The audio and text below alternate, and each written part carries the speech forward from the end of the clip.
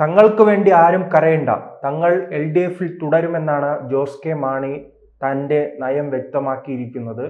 ഇത് LDF-നെ സംബന്ധിച്ചിടത്തോളം ഗുണകരമായ ഒരു കാര്യമല്ലേ?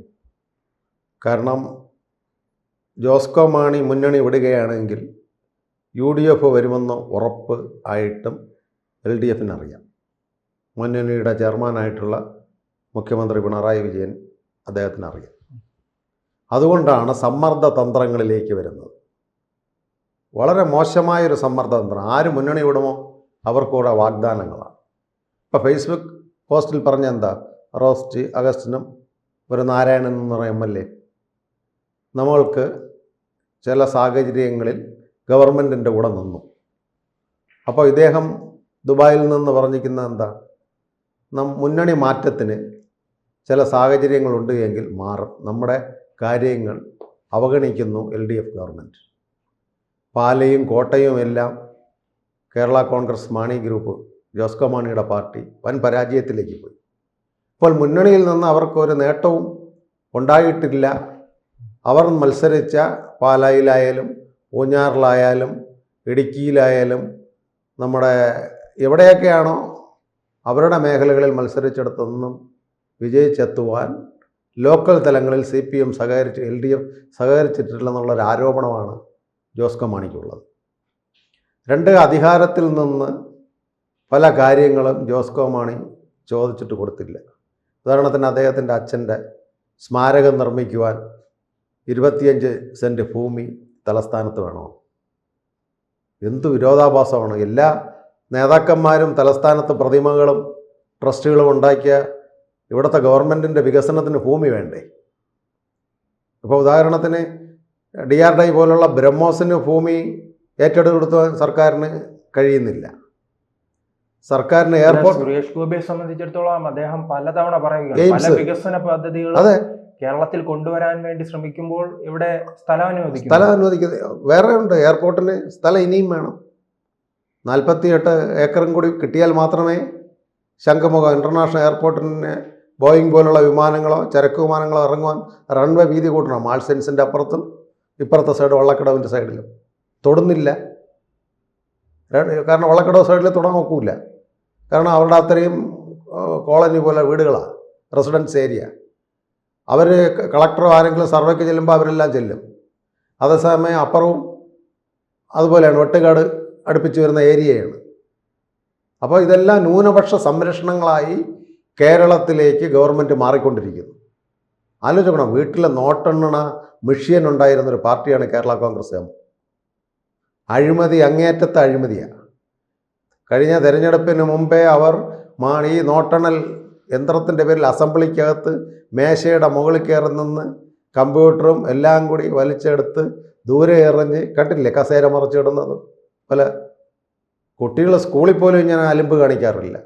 ആ രീതിയിൽ ജനാധിപത്യ പ്രക്രിയയിലുള്ള MLA-മാർ അസംബ്ലിക്കകത്ത് മാണിയെ സംരക്ഷിച്ചു കൊണ്ടുപോയപ്പം ആ ബഡ്ജറ്റ് അവതരിപ്പിക്കാൻ താമസിക്കാതെ നേരെ അവർ മറുകണ്ഠം ചാടി ഇടതുപക്ഷത്തിൻ്റെ കൂടെ കഴിഞ്ഞ തെരഞ്ഞെടുപ്പിൽ നിന്നും അധികാരത്തിലെത്തി. റോസ്റ്റി അഗസ്റ്റിൻ പോലുള്ളവർ വാട്ടർ മിനിസ്റ്ററായി. അപ്പോൾ ആ മിനിസ്റ്റർ അതിനകത്ത് ഉള്ളതുകൊണ്ട് കേന്ദ്ര ക്യാബിനറ്റ് ചർച്ചയ്ക്ക് വരണ്ടേ? അപ്പോൾ ഇത് സമ്മർദ്ദതന്ത്രമാണ്. വാട്ടർ വർക്സിനകത്ത് പല കാര്യങ്ങളും സ്ഥലം ഇല്ല ഡെവലപ്മെൻറ്റ് ചെയ്യുവാൻ.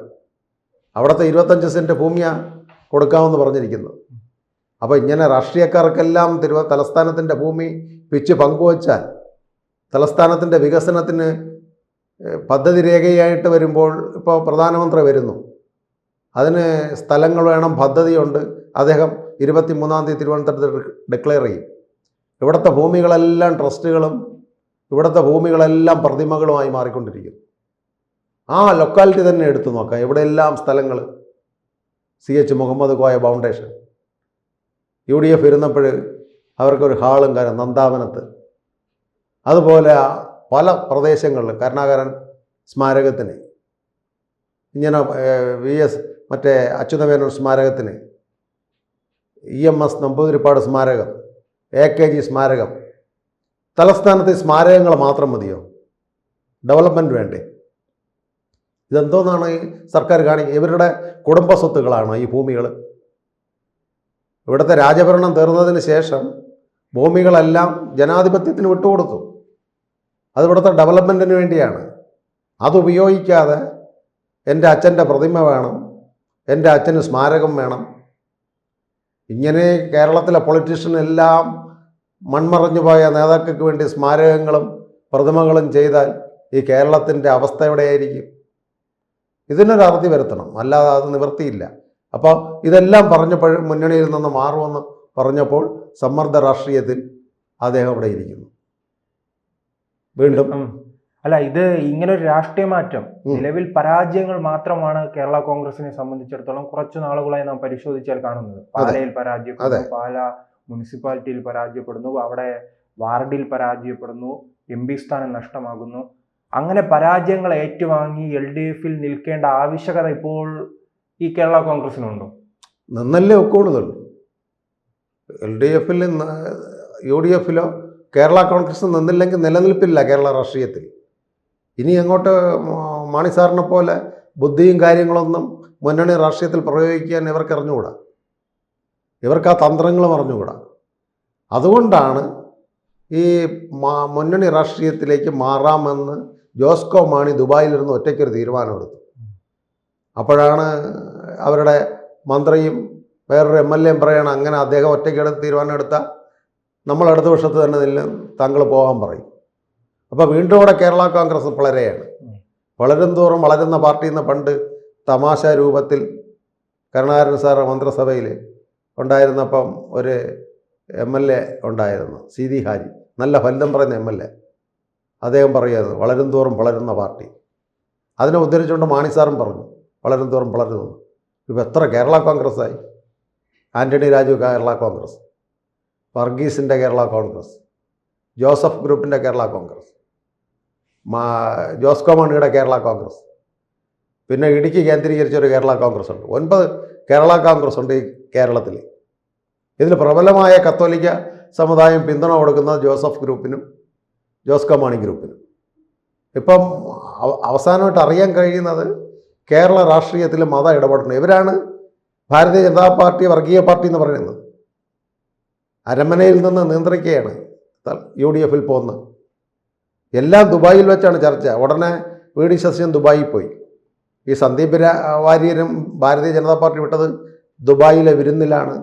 ഭാരതീയ ജനതാ പാർട്ടിയിലേക്ക് ചോദിച്ച് എന്തോ ഓഫറുകൾ കൊടുത്ത് മറ്റേ സന്ദീപ് വാര്യരും പോയിട്ടുള്ളത്. ഇതിൻ്റെ എല്ലാ ഹബ്ബ് ഇപ്പോൾ ദുബായിയാണ്. ദുബായി ചെല്ലുക, അവരെ ഡിമാൻഡ് അംഗീകരിക്കുക, UDF-ലേക്ക് പോകുക, അതുപോലെ LDF. അപ്പോൾ ഇങ്ങനെ സമ്മർദ്ദ രാഷ്ട്രീയത്തിൽ കേരള രാഷ്ട്രീയം വരികയാണ് എങ്കിൽ കേരളത്തിൻ്റെ ഗതി എന്തെന്നാണ് ഭാരതീയ ജനതാ പാർട്ടിയും കേന്ദ്ര ഗവൺമെൻറ്റും ചോദിക്കുന്നത്. അതുകൊണ്ട് സുസ്ഥിരമായൊരു ഭരണം, സംയുക്തമായൊരു പൊളിറ്റിക്കൽ രാഷ്ട്രീയം, കേരളത്തിൻ്റെ വികസനം, അവിടെ മതങ്ങൾക്കോ ജാതികൾക്കോ അർത്ഥമില്ല. കേരള ഡെവലപ്മെൻ്റ് എന്നുള്ള 2026 വിഷൻ കേരള എന്ന രീതിയിലാണ് ഭാരതീയ ജനതാ പാർട്ടി ഇറങ്ങുന്നത്. പക്ഷേ കേരളത്തിലുള്ള ജനത അത് സ്വീകരിക്കുവാൻ തയ്യാറാകുന്നില്ല. കാരണം എവിടെ വോട്ട് ഇലക്ഷൻ വരുമ്പോൾ മാത്രമാണ് ഈ മേലധ്യക്ഷന്മാർ രംഗത്തിറങ്ങുന്നത്. അപ്പോൾ അത് കേരള രാഷ്ട്രീയത്തിൽ മതങ്ങളെ മാറ്റിവെച്ചുകൊണ്ട് ഒരു പ്രത്യേക രാഷ്ട്രീയ കാഴ്ചപ്പാട് ഭാരതീയ ജനതാ പാർട്ടി കൊണ്ടുവരികയാണ് എങ്കിൽ അവർക്ക് കേരളത്തിൽ പിടിച്ചു നീക്കാൻ കഴിയും. കൂടുതൽ വാർത്തകളും വിശേഷങ്ങളും നിങ്ങളിലേക്ക് എത്താൻ ABC മലയാളം സബ്സ്ക്രൈബ് ചെയ്യുക, ബെൽ ബട്ടണും അമർത്തുക.